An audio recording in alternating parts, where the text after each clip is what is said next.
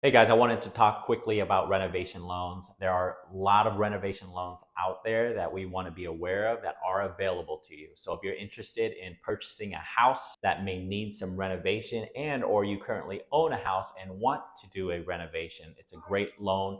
You do have some great loan options for you. Basically, the way it works is that if you're looking to acquire or you're looking to renovate a home that you own, you'll want to contact us. We'll reach out to you, get in contact with a general contractor that you know.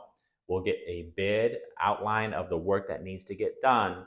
And then in addition to that, we'll do an appraisal based on a after remodel value or after repair value. But it's a fantastic way to really do a home loan all at once, whether you're buying or whether you just want to remodel the home that you live without taking cash from your savings account. So you'd be using the equity in your home.